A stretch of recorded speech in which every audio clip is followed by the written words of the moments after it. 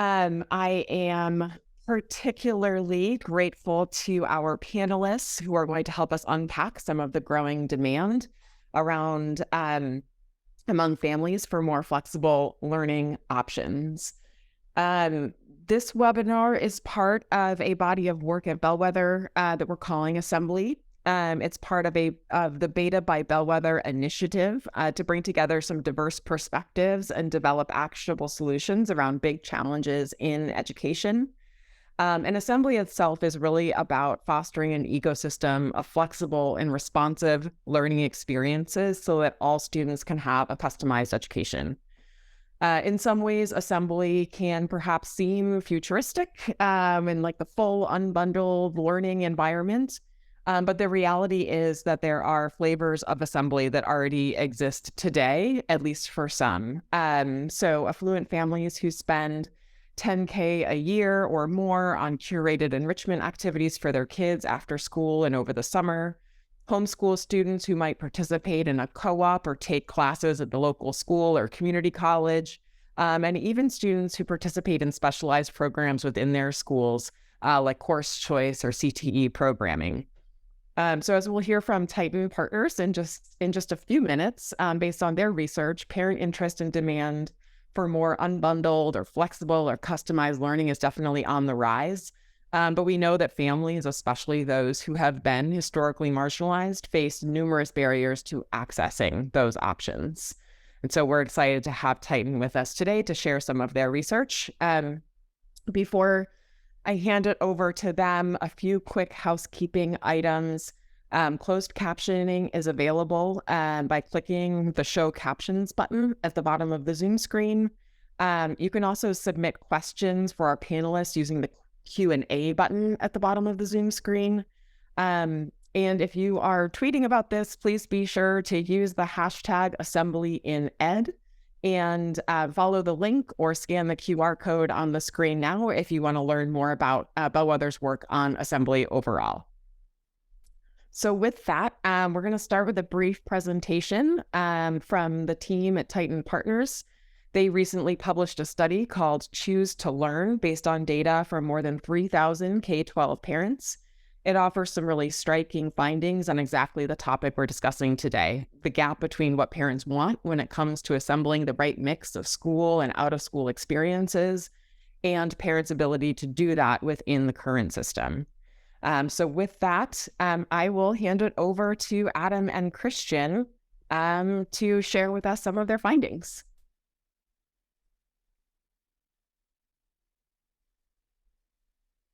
Adam, I think you're on mute. There we go. Thanks, Christian. Julie, thank you for the invitation and the opportunity to be here with you and everyone today. We're thrilled to be able to share a little bit of the work that we are doing at Titan. Very quickly, for those who do not know, Titan Partners is a strategy consulting firm that focuses on the education sector broadly and work with a broad array of companies, nonprofits, institutions, foundations, and investors, really helping them align market and mission for their organizational goals and objectives. And this body of work that my colleague Christian and I will speak to is born out of work we've been doing with the folks at the Walton Family Foundation and Stand Together Trust to really understand how parents and families and caregivers are responding to their educational experiences as a result of the pandemic. And so we will give you a thumbnail of this. This document is publicly available, and there's more than what we will share today. And so I think Julie has made it available and certainly encourage people to investigate beyond what we talk about today as and if relevant. With that, I'd like to turn it over to my colleague, Christian Lair, to talk us through this. Great. Thanks, Adam. And thank you, Julie. It's great to be here. Christian Lair, senior principal at Titan, and co-authored this work with Adam and have worked at Titan Partners in the K-12 practice for almost 5 years now. And this work is personal. I started my career in education as a high school English teacher in Baltimore City, and then worked at a charter school network in New York City before moving here to Boston. So excited to provide a flyover of this work and this study, and then catalyze some discussion on the back end. So I'll start with some backgrounds and the origin behind this work.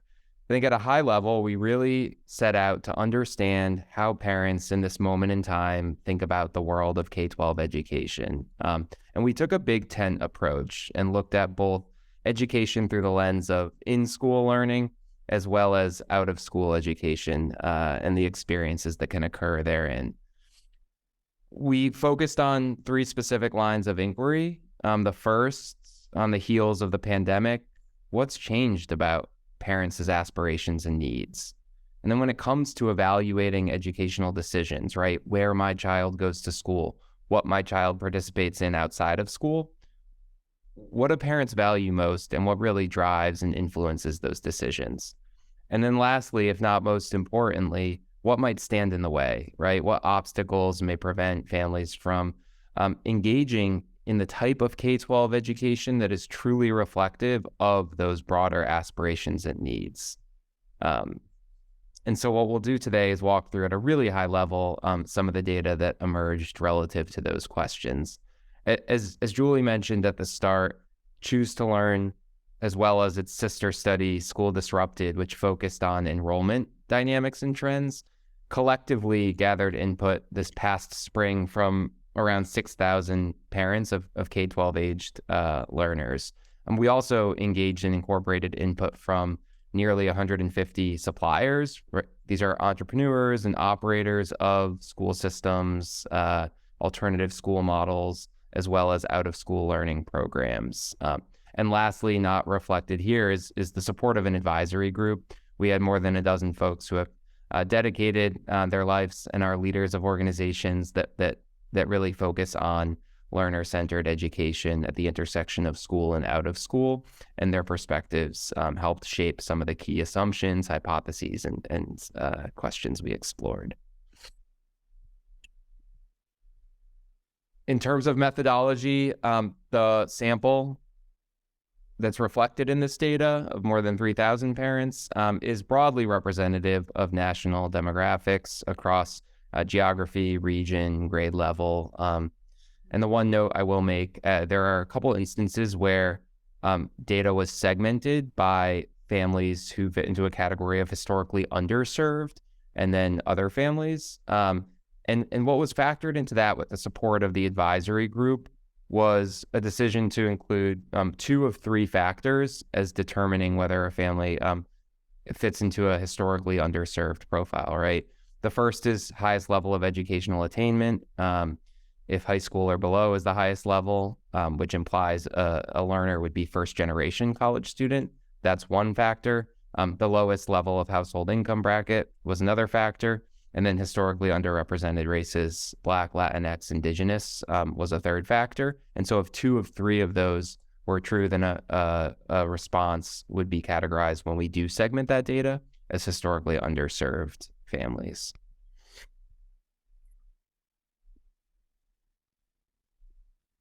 Now, the main idea, Julia mentioned assembly learning, and the ethos of that is in line with what we explored here and is referred to as student-centric or learner-centered education. And this is the belief that a child's K-12 education can and should be driven by what he or she wants, needs, and really matters to be successful, and not necessarily constructs such as setting, right? This is a shift away from an industrial one-size-fits-all model of education where certain learning occurs in the 4 walls of a classroom in school. Certain opportunities are available to some families outside of school.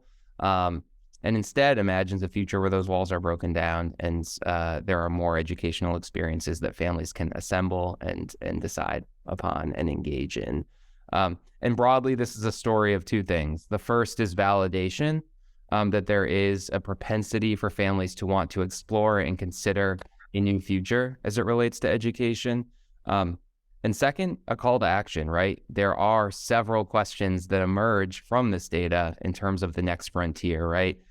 What is the body of evidence that this works and the impact it can have on a learner's future?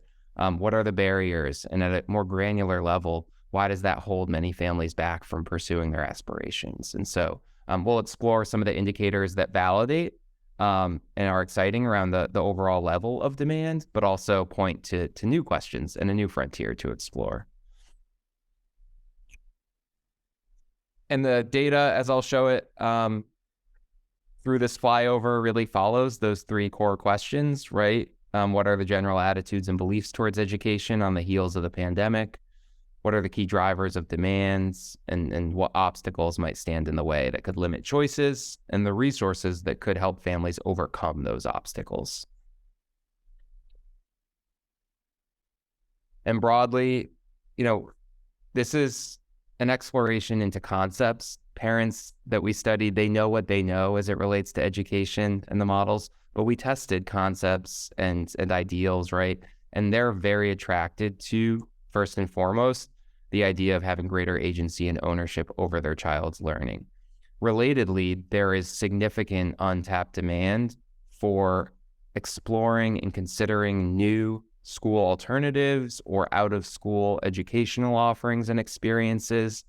Said differently, the bias is not towards the status quo, but instead the data points clearly that there's a bias towards experimentation and exploration, right? That new future.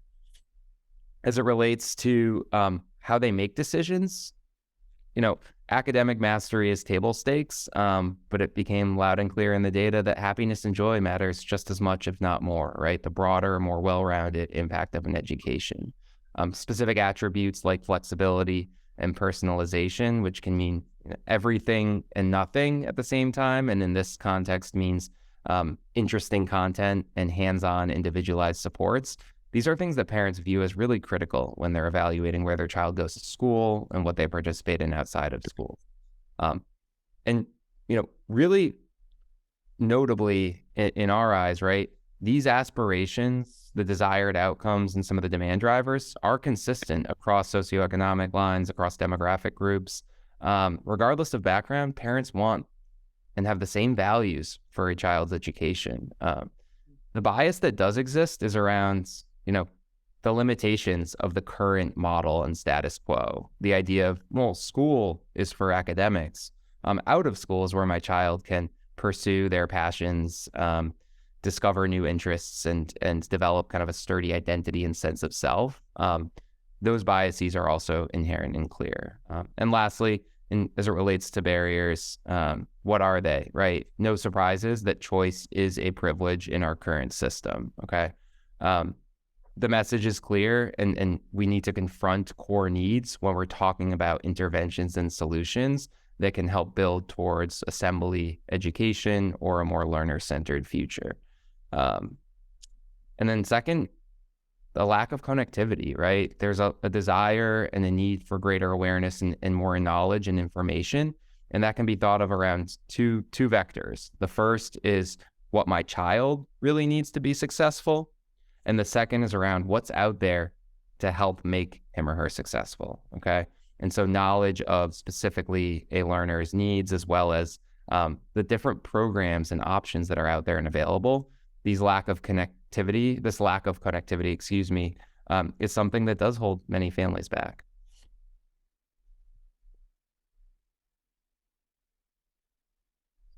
So the rest of this is really drilling into some of these headlines and concepts with a few high-level data points. And like Adam mentioned, I'll move somewhat quickly to make sure the panel can weigh in. And there's a broader array of data and text in the report itself. But what's changed as a result of the pandemic, right? More than half of families are drawn towards the concept of a learner-centered future, and nearly 80% believe learning can and should happen everywhere, right? And what this means, the four walls of the classroom are not encapsulating what parents think of as their child's education anymore. And while it's absolutely difficult, and we know that, how challenging it could be to actually direct and curate a child's education, the sheer notion of that and the idea of it is something that families are really drawn to.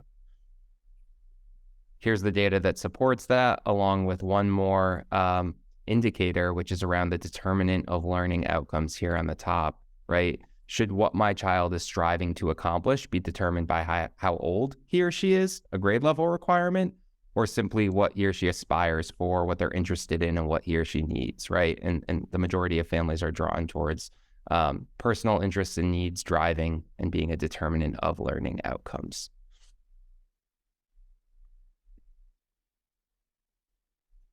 And if that's their mindset on the heels of the pandemic, what do they want next? And what our data also shows is that parents have a proclivity towards and a pretty pronounced desire to explore and consider new educational experiences in school and or outside of school. 70% of families indicate an interest in considering a new educational pathway, but 50% of all families lack the ability to do so. And that's kind of the two sides of the coin that this story really tells. And it manifests itself in a schematic that I'd like to talk about for just a moment right here, which measures the level of interest in exploring new educational opportunities with an overall perception of how ready a respondent is to actually pursue that, right? And we're calling it just interest and readiness to act. And what you can see on the right-hand side, so on the eastern side of these quadrants, are those families who are interested, that 70% that I referred to, who have a bias towards experimentation and exploration of either a new school and or out of school learning experiences. But only 20% of families are activated, right? That demand has been catalyzed and they are ready to act and pursue, and they have the tools to do so.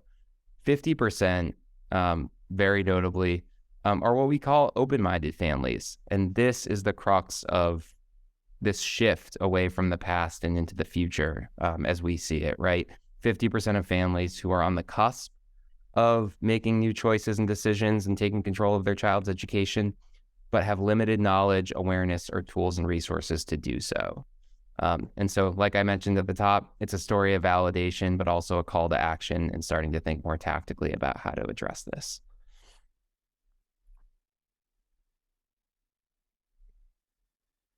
Two data points related to what actually helps parents make decisions now. And so if there is a future where more want to explore new schools or new out-of-school learning experiences, how are they going to make those decisions? And the first factor that we looked into were their overall aspirations for a child's education. At the end of the day, what do you aspire for your child's school experience to have accomplished as it relates to the broader K-12 journey? And what we can see here, academic skills and performance reign supreme in parents' minds as it relates to a school context. But what happens when they imagine out-of-school learning experiences? This is where concepts like a child's passion and interest in specific areas, right?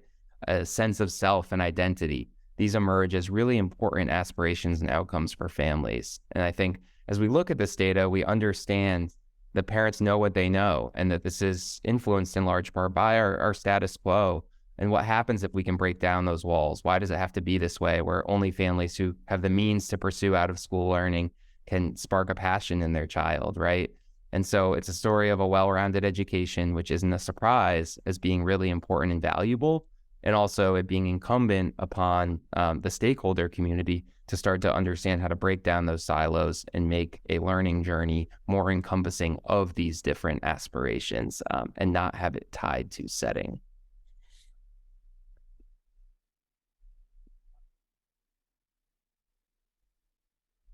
And then as it relates to how effectiveness is measured at the end of the day, families aspire for a good balance of academics, of personal fulfillment, of passion development. But what lingers with families at the end of the day when they reflect on the education a child has had?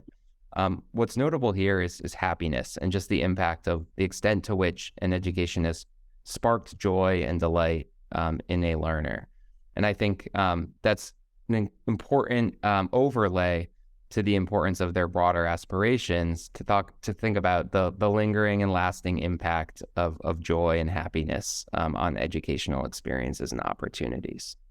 And Christian, I would just add, while we didn't spend a lot of time digging into this issue of measuring, I would argue this is a really important and fertile area, because when you look at this list and you think about how much of what our schools today do measures any of these, or for that matter, our out-of-school activities, I think it really sharpens the point of sort of systemic gaps and opportunities to reimagine what we're doing, why we're doing it, and how we validate and create trust about the efficacy and experiences that we're creating.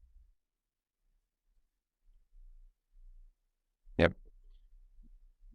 And all of these recent data points I just walked through are encompassing of our broader, parent sample and a universal perspective. But I did mention at the top that there are some nuances here. And so despite all parents having similar values and aspirations towards education and a similar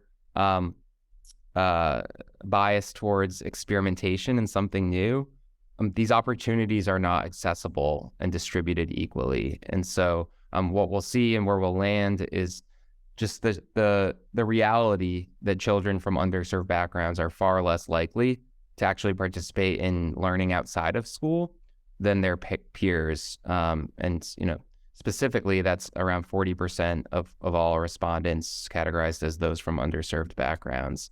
And as we think about that, which is indicated on the lower right-hand side of this chart, in light of parents' aspirations, where school is academic driven, out of school is about passion, joy, self-fulfillment,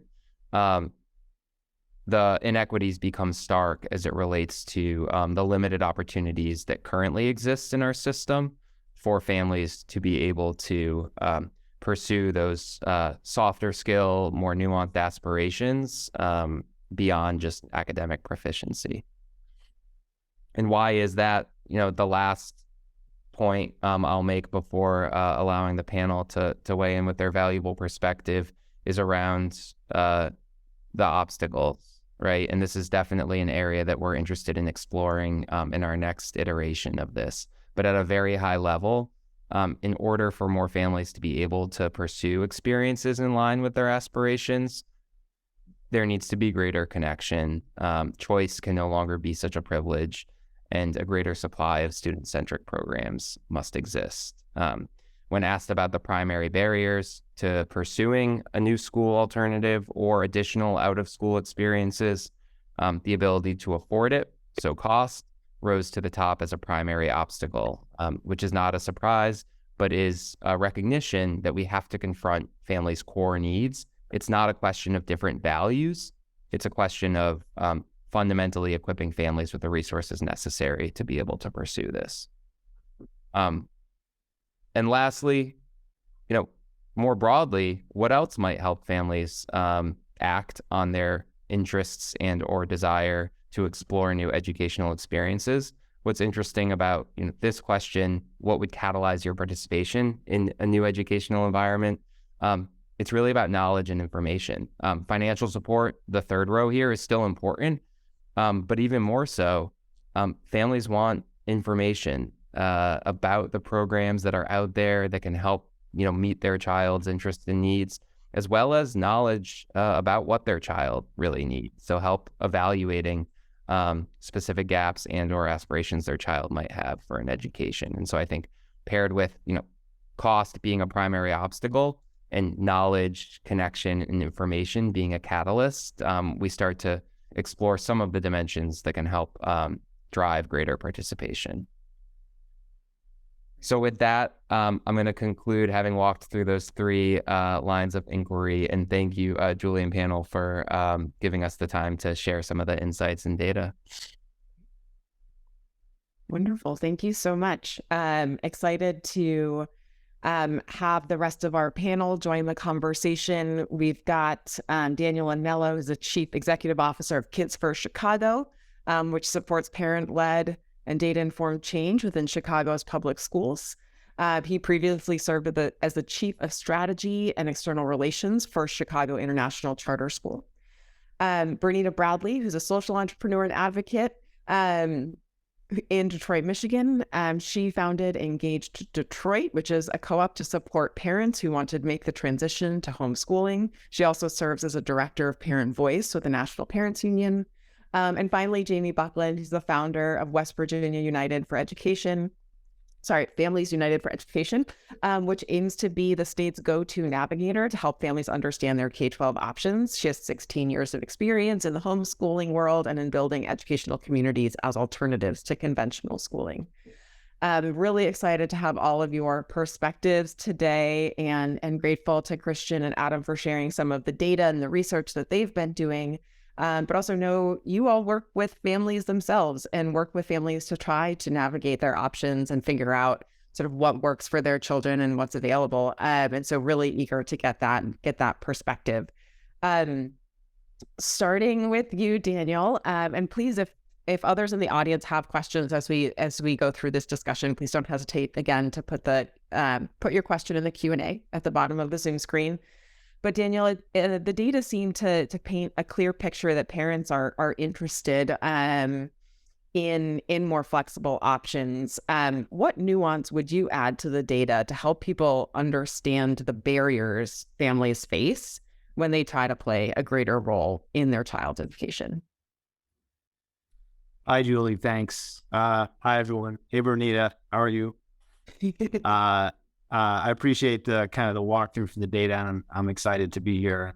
I'll start by saying, thanks to Christian and Adam for kind of pulling this together, and I had a chance to go through the report in more depth. And one question I do have is just, what did these data actually look like before the pandemic? What's the longitudinal kind of snapshot of this over time, which may not be something that's out there, because I was not shocked by what I saw in terms of the 52% of families wanting to curate, 4 out of 5 families, wanting learning to happen in a much broader way, because that's exactly what, I think the story is for anyone who's here as a parent when you think about your own children, but especially the parents that we work with, it's the same story.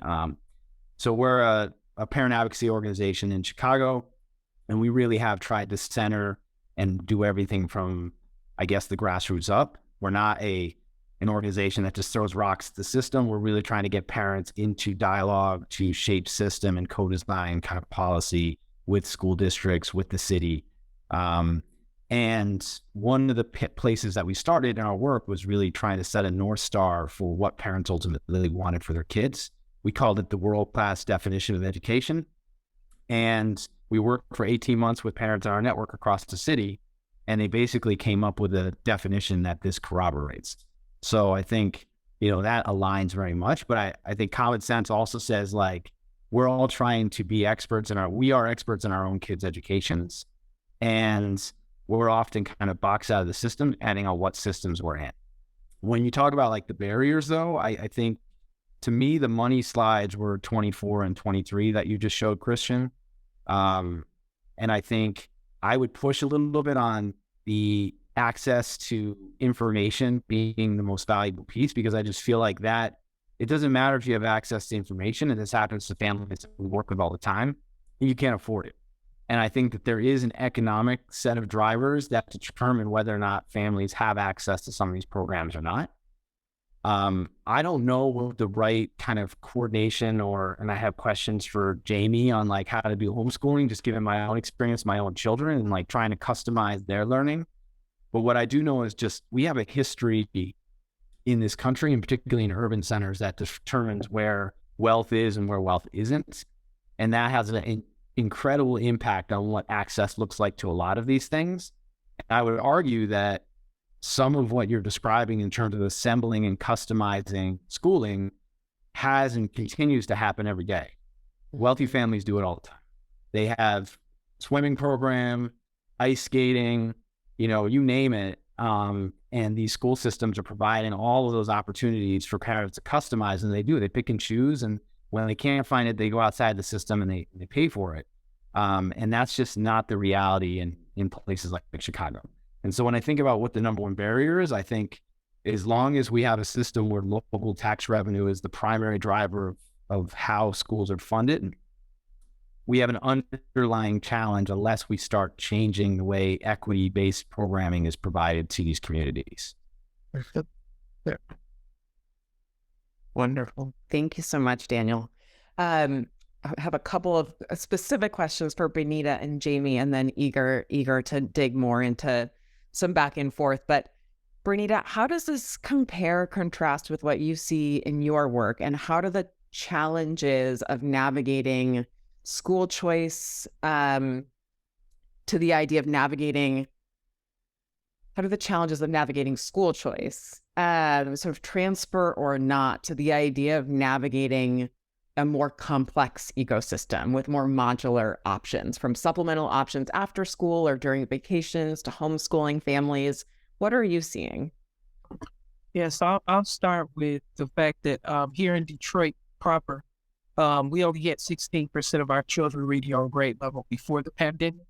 And so a lot of people kind of assume this is a pandemic effect thing, right? Like people have been hyper focused on that, but not realize that before the pandemic, we had a heck of an education system for brown and black families, and even some rural families who don't have the same access or same connectivity to programming and things that will work for them.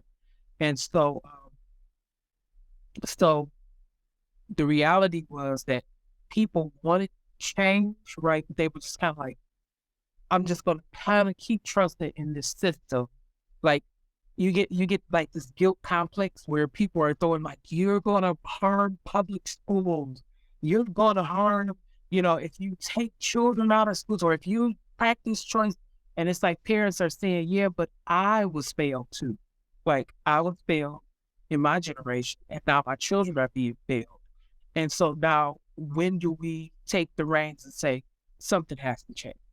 Especially in a system that only wants to keep reinventing the same process, and it's not working for families. And so at Engage Detroit, what we did was during the beginning of the pandemic, parents were like tapping out. And it was like, wait a minute. While I'm a proponent for choice, right? It's your choice to homeschool and everything. I need you to know how to do it, right? I don't need you to just say your child's going to take a sabbatical year and not do anything. Because with those literacy rates, it's going to be catastrophic. So just seeing the parents, now we have coaching for them. Like the parents literally get their own individualized coach. And that's been largely through sponsorship. Like Daniel was saying, the money side of it becomes where you see the inequity, because people in cities can't really afford to send their child to all these elaborate classes and all of those type of things. So we're building partnerships in two ways. Like I'm going to the same partners that partner with public schools saying, you do this for public schools. So we got these homeschool families over here. You want to partner with us, right? Like what will you give us? Like, and even pushing back on them saying, why won't you partner with us? Like, why won't you partner with homeschool? You do know homeschool students are still students, right? And so, but the parents on the flip side are really finding that their power is then taking the reins of educating their own children. Like really understanding the fundamentals of educating their children, and quite frankly, doing to me a better job at it, and proving that when parents understand that they're their child's first educator, then things work so much better. So I hope I answered your question. So that's great. Thank you so much. And it actually, both of your comments really tee up a question for Jamie, who's sort of deep in the weeds and the policy piece of this and helping families access some of the funding that's been made available in West Virginia through the Hope Scholarship Program, knowing that funding is one of many barriers that families face to accessing various options for their kids. Jamie, could you talk a little bit about how you see policy and the implementation of policy either hinder or enable access for families? Sure. Thank you. I must admit that when I read this question in preparation last week, it did feel like I had unwrapped the chocolate bar and scored the golden ticket, because I'm so passionate about this topic. So thank you for the opportunity to speak to it. So how, as far as policy is concerned and implementation, does it hinder or enable? And I would say the answer is both. It does hinder and it does enable. So if we look at how it does so, for the hindrance aspect, I think we can look at that in a negative view and in a positive view. Negatively, an example would be with the Hope Scholarship when that passed in 2021. a simple word, must or shall, depending on what your state is using in the current trend.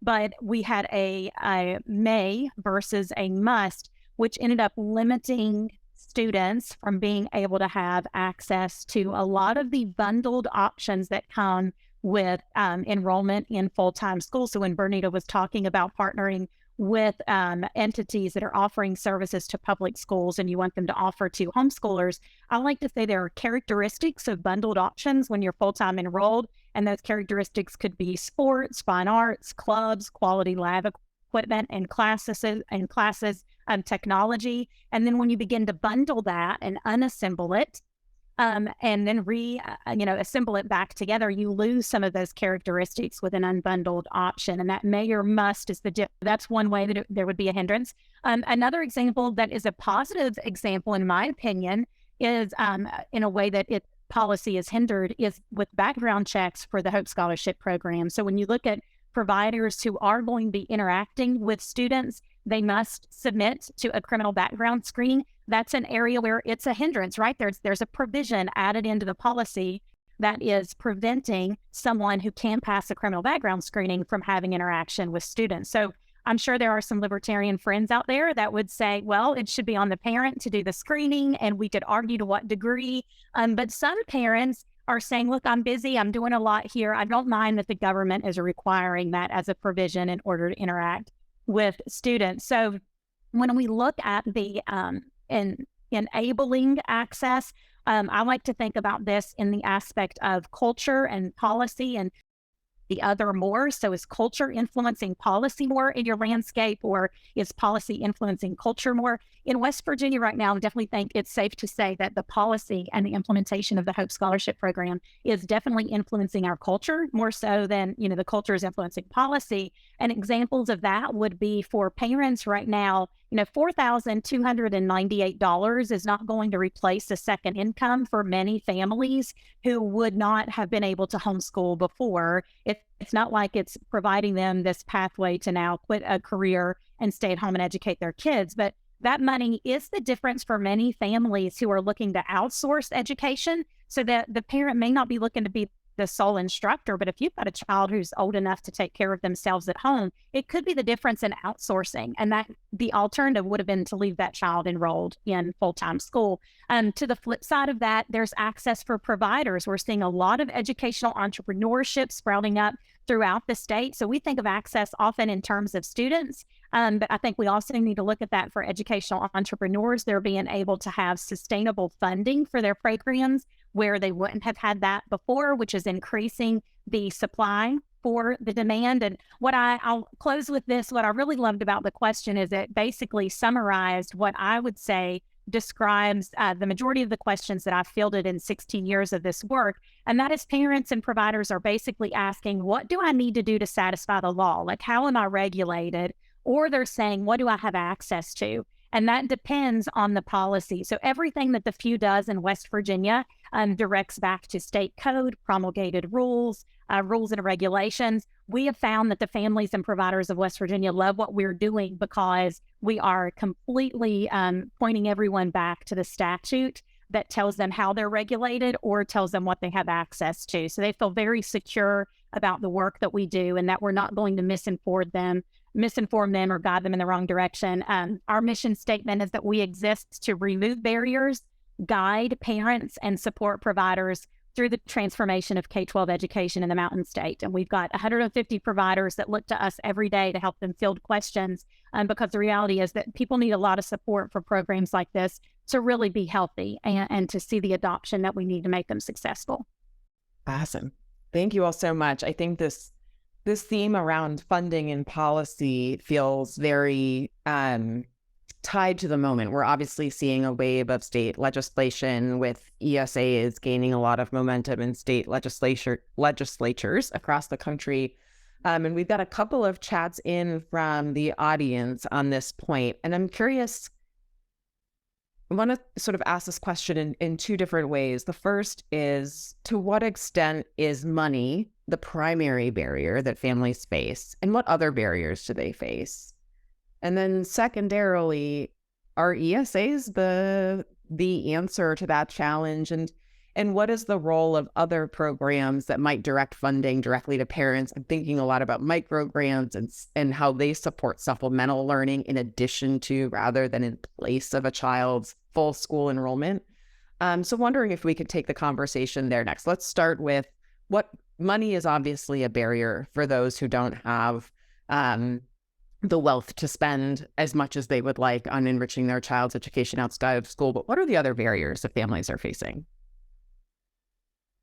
I would like to say mostly is the connection again to the programming, right? Like here in Detroit, our public schools really see this as another threat. They really do. And they're very clear that they see it as a threat. And when that happens, then they kind of, when they control other programming, like some type of after school program that can only partner with, that will only partner with them, then they kind of spit that narrative to everybody else, right? So when they see these non-traditional education spaces, they kind of look at it like, oh, you're not, oh, that's not real education. Oh, and some of the criteria, like for instance, my daughter getting into a program, got a full scholarship, right, for the program. But then but because they knew who I was, right, and I'm gonna just be clear. But then one of our parents went for their child to get in. They were like, "Oh, you're homeschool? Oh, well, we need to see a real transcript." Like these type of things, little nuances that hinder families, right? Those are some of the barriers. And it's like, and then I'm on the stage like, nope, you gave my daughter a scholarship, so why didn't you get his parent a scholarship, right? And training parents to understand their law, their rights as homeschool families, because Michigan is really fluid with homeschool. The other barrier becomes when you have people who want to come in and try to pull down these restrictions now on homeschoolers because more brown and black families are, right? And now you want to say, oh, we might need to come into the home and see if why do you need to come in our home? You don't go into teachers' homes and see how they're living, right? You're not in their closet, right? And so I'm thinking of like extreme barriers that really, really can harm the process of creating more opportunities for children.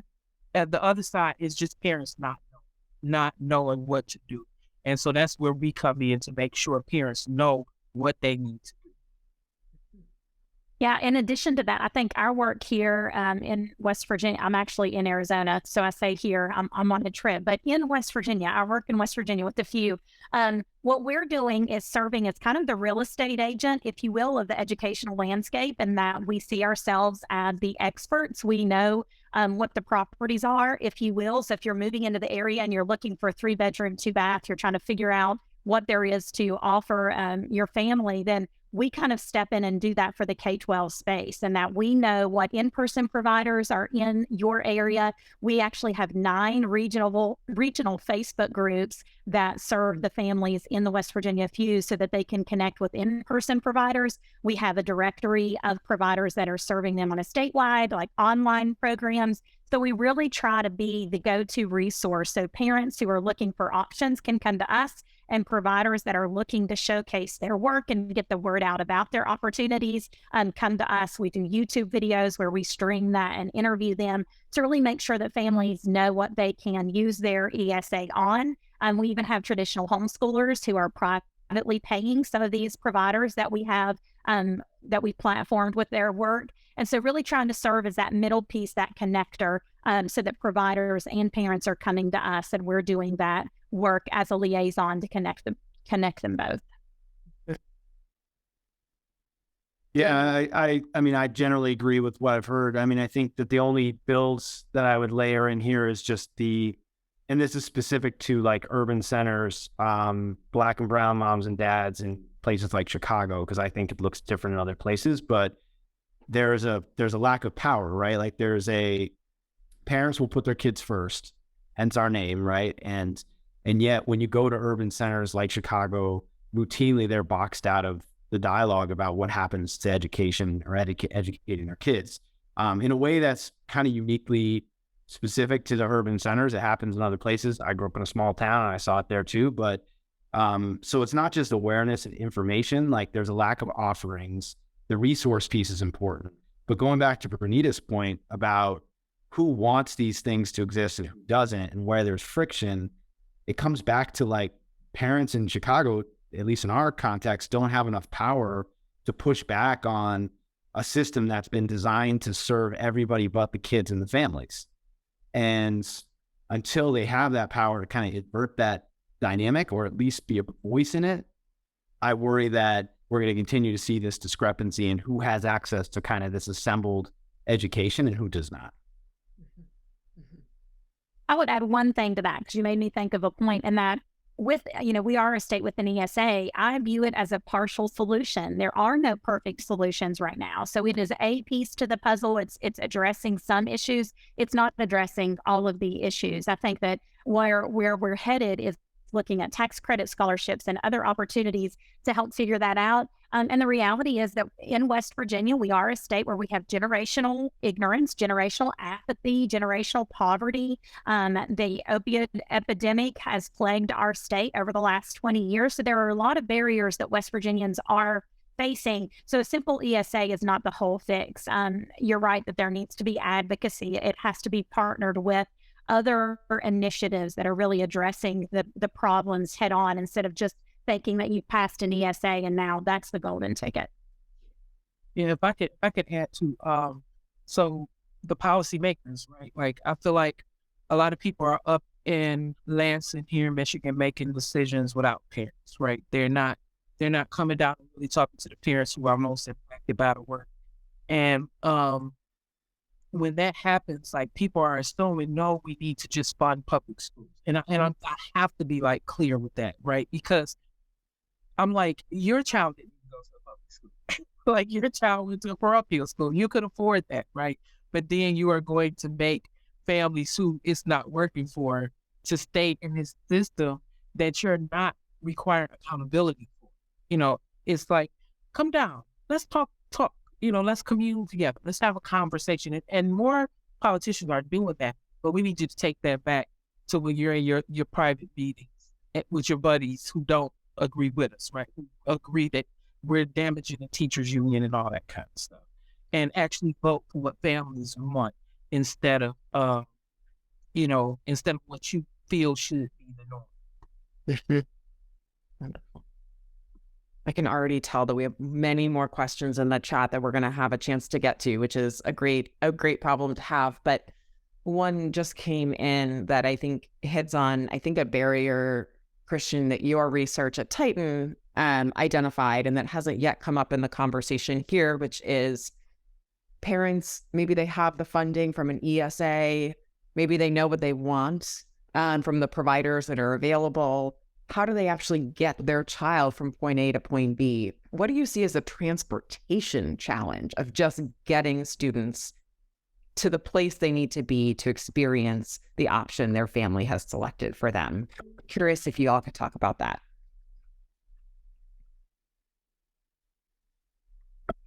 Too wonky, maybe. Well, no, I'll hop in there.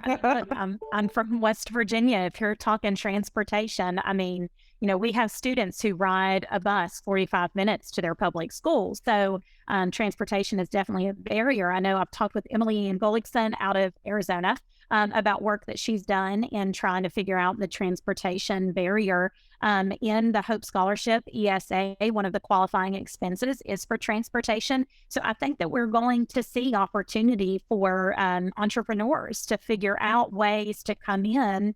We don't have a whole lot of big city walk down the street and have access happening in West Virginia. So we really see it as a place where entrepreneurs are going to have to step in and figure out, are they just revamping an old church bus and getting their certifications to be able to transport students, because the barrier for transportation is a real issue in West Virginia, and that will continue to limit opportunity for kids until we figure it out. In addition to that, Wi-Fi access is a big barrier for those in West Virginia in addition to that. So there are a lot of things that we need to continue chipping away at and not put our feet up and eat bonbons just because we passed an ESA. Like, there are other issues that we're going to have to address. Although, I would put my feet up, but I think there are other things we're going to have to address.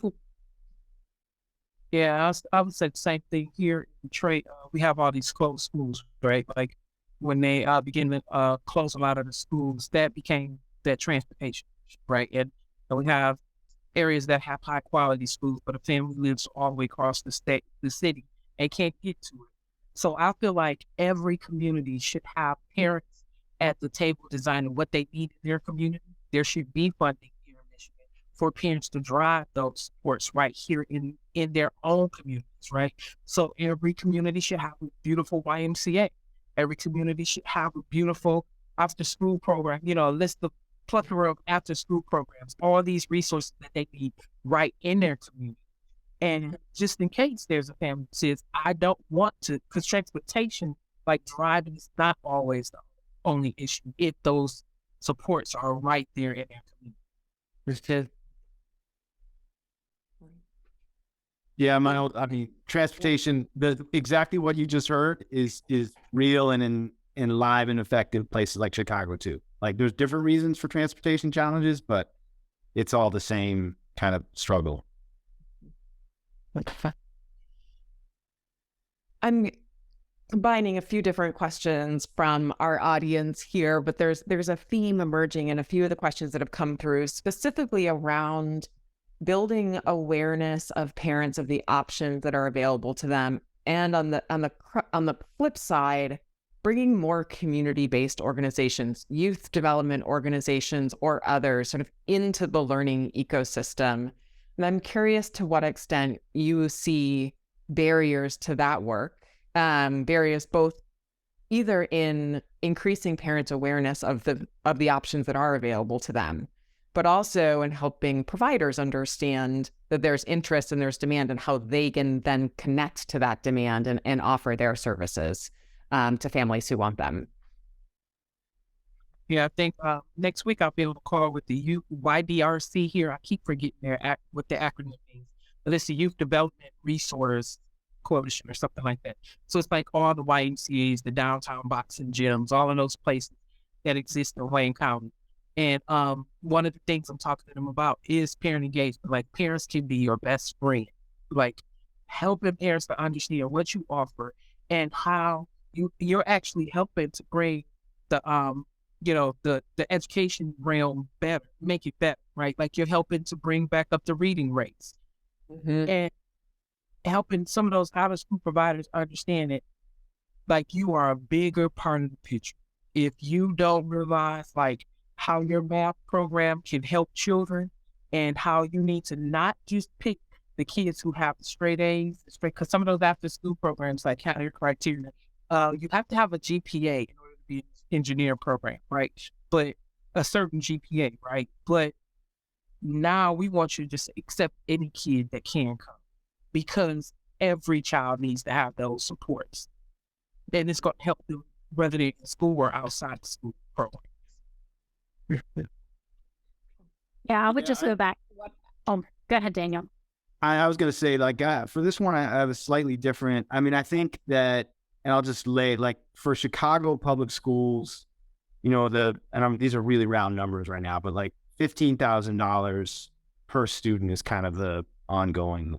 And then you drive, 3 miles north of the city to a wealthy neighborhood, and, it's $25,000 to $30,000 a fee. And that doesn't even account for disposable income that families have in these wealthier neighborhoods and communities versus what they might have in Chicago. And then you go to like our top private schools in the country, and they're $60,000, a year. Like, and when you think about where, just from an economic standpoint, a program's going to go, I mean, I think that we have to come up with some innovative ways to incent these programs to show up in the communities like Chicago, because just from the economics, there's going to be 10 for every one that go to these much more wealthy spaces, because they're going to get compensated for it. That's why there's 20 different SAT prep programs and all these different, options. And so I wrestle with that, because I know I said it before, just the way we fund education in this country is kind of rooted in historic wealth discrepancies. And so, what are the policies that we're going to do that are going to bring these programs in droves to these spaces is something that we just really need to dig in on, because I don't see it changing just organically. when we started homeschooling in 2007, and we identified early on that we wanted to do it in community. And so I started launching these programs. The first program was a gym and swim at our local YMCA. They were all athletics based to get started. And then they moved over into academics. And we've been running hybrid homeschool programs now for over 10 years. And I consult other people on how to launch those. So when the Hope Scholarship came into West Virginia and we were trying to figure out how to address the barriers that we were identifying with providers, there were really two main themes, and they were what I had experienced as an educational entrepreneur myself, and that was marketing, making sure that parents knew that we existed and knew what our services were, and the other is just the business support. Not everyone understands what a sole proprietorship. They don't understand what it means to organize an LLC. You start talking about incorporating a nonprofit and applying for 501c3 tax exempt status, filing a 1023 or a 1023-EZ. Everybody's eyes just glaze over. So for new educational entrepreneurs that have a great idea and a way to serve their community, we identified that they needed support. So we actually have a provider specialist that has been working with families with the West Virginia FEW, and she does things like helps them figure out how to go to the Secretary of State's website, how to register their business, how to get a business license, because those are real barriers that are preventing educational entrepreneurs from being sustainable and having the ability to serve families. So that's why we do our YouTube videos for the marketing, to try to help spread the word about their services, and then try to also help them with support and budget support and figuring out how to actually carry out their business operations. Wonderful. We have about 2 minutes left, which probably isn't enough time to go deep on any additional questions, although there's some really great ones in the chat. But one thing I would love to just land on, there's so many, this work is happening already, and there's some really exciting successes that have happened. And we've identified a number of different solutions or a number of what those challenges are and what some of those solutions could look like. I'd love to pose to the group, when you think about some of the challenges between what parents want for their kids' education and getting what they want for their children's education, what do you think is what is the one biggest lever that you would pull to address a barrier between families and the options they need? Maybe we can just do a quick round robin in the last minute of this and go around the room. And Jamie, maybe I'll start with you if that's okay. Sure. Yeah. I would say town hall style meetings with your lawmakers. That's what we've done, and it's been very effective. We don't just let lobbyists go in and tell our lawmakers what we should or shouldn't have. We have the families, we invite our lawmakers out and have the families there so that they can actually tell them what their needs are and build that relationship so it's not just coming secondhand. And we do those regularly, often. Wonderful. Bernita, what about you? What one challenge, if you could address, would you address? Point blank, the money needs to follow the child. No matter where they decide to go, no matter where a parent decides to send their child. And if a parent has multiple children in the household and one's homeschooled, one's in public school, one's in charter, it still needs to be honored without these restrictions that says, oh, but parent, now we want to know more about you. Because if the parent, is this enemy now of education because they chose the correct choice. Yeah. I love the parent-centered answer. Yeah, I would say just activation and agency. I think what we've seen in our work is that once parents who will do, every one of us who has children will do anything to give our kids the opportunity that they deserve. And once parents recognize and understand some of the different systemic places that they can go and lean in and see themselves gaining traction for their own kids, if there's a way to cast a magic spell and cast it across the city or more broadly so that parents recognize their own power, that activation to me is what we need, at least on my home turf. And I think it would help in a lot of places. And Christian, circling back to you and bookending this conversation of the conversation we've just had with the panelists and all of the research you've done, what's one big barrier that you would tackle? I can't say just one. I would just two. With that, the cost, just equipping families with resources, and making sure the money is available as needed. But then broadly related to Daniel's point about agency, also Tyrone's in the chat with framing this on the positive end of the spectrum, what is out there and available that has worked, right? Like showcasing and amplifying those success stories. So trying to cut through the inertia just that's inherent, obviously, in such big questions and system-wide initiatives like this. So I would just say the money and the showcasing of what works. Wonderful. Thank you all so much. We are recording the webinar. It'll be available on our website shortly. And you can visit our website to learn more about Assembly, bellwether.org/beta/assembly. But thank you all to the panelists, and thank you everyone in the audience for joining us. We're grateful for your time and attention for this hour, and hope you found it valuable. Thanks so much.